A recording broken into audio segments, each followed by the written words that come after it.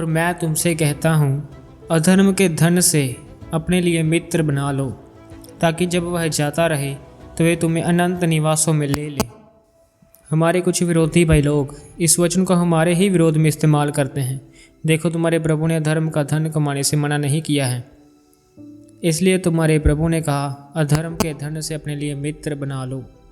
हम इसी वचन को गहराई में जानेंगे, प्रभु ने अधर्म का धन क्यों कहा। यहाँ पर प्रभु का मतलब ये नहीं कि अधर्म के धन से यानी गलत पैसे से अपने लिए मित्र बना लो। प्रभु का कहने का मतलब है संसारिक धन से अपने लिए मित्र बना लो। कुछ ट्रांसलेशन में से संसारिक ही लिखा है, लेकिन जो ओरिजिनल ग्रीक भाषा है वहाँ अधर्म शब्द ही है, अनराइचियसनेस। प्रभु ने अधर्म शब्द का इस्तेमाल क्यों किया, इसको जानना जरूरी है। संसार में दो तरह के धन होते हैं, धर्म का धन और अधर्म का धन। धर्म का धन तो हम सभी जानते हैं कि क्या होता है, लेकिन प्रभु ने यहाँ अधर्म के धन को भी दो वर्गों में बांट दिया है। यहाँ पर ध्यान देने वाली बात है, जरूरी नहीं है अधर्म का धन यानी गलत काम करके ही जो पैसा कमाया जाए हम उसे ही अधर्म का धन कहें। दो तरह के अधर्म के धन प्रभु ने ये बताए हैं। पहला, जो धन अधर्म से कमाया जाए और फिर धर्म पर लगा दिया जाए, तो यह अधर्म का धन ही है, क्योंकि यह अधर्म से कमाया गया है। मान लो अगर मैं कोई गलत काम करता हूँ, शराब बेचता हूँ, सट्टेबाजी खेलता हूँ या किसी भी तरह का गलत काम करके धन कमाता हूँ और उसके बाद गरीबों में बांट देता हूँ, किसी की मदद कर देता हूँ, तो फिर भी क्या फ़ायदा, पैसा तो अधर्म से ही आ रहा है। दूसरा, जो धन धर्म से कमाया जाए और फिर अधर्म पर लगा दिया जाए, तो ये भी अधर्म का धन गिना जाएगा, क्योंकि हमारा धन अधर्म पर लग चुका।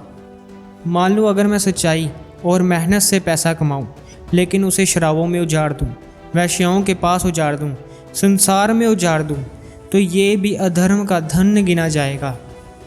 प्रभु इस वचन में एक चतुर भंडारी का उदाहरण दे रहे होते हैं कि वह कैसे अपनी बुद्धिमानी से, अपनी चतुराई से अपने संसारिक अधर्म के धन को इस्तेमाल करता है और अपने मित्र बना लेता है, ताकि उसकी नौकरी उससे छूट भी जाए तो उसके मित्र उसे अपने घर में निवास दे दे।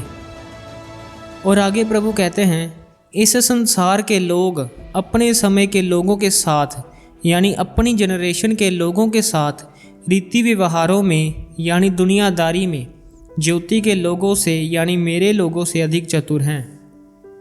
इसलिए प्रभु हमें कहते हैं, अपने अधर्म के धन को यानी संसारिक धन को जो सिर्फ थोड़े समय के लिए है, इस धन को अपनी बुद्धिमानी और चतुराई से इस्तेमाल करो, जो कि तुम नहीं कर रहे।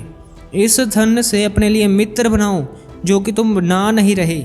इस धन को वैसा इस्तेमाल करो जैसा मैं कहता हूँ, लेकिन तुम नहीं कर रहे। इसलिए प्रभु हमारे इस धन को अधर्म का धन कहते हैं, क्योंकि जहाँ हमें धन लगाना चाहिए वहाँ हम लगा नहीं रहे। इसलिए प्रभु ने कहा, अधर्म के धन से अपने लिए मित्र बना लो, ताकि जब यह धन चला भी जाए तो जो मित्र तुम बनाओ वह तुम्हें अपने घर में अनंत निवास दे और खुदा अपने घर में।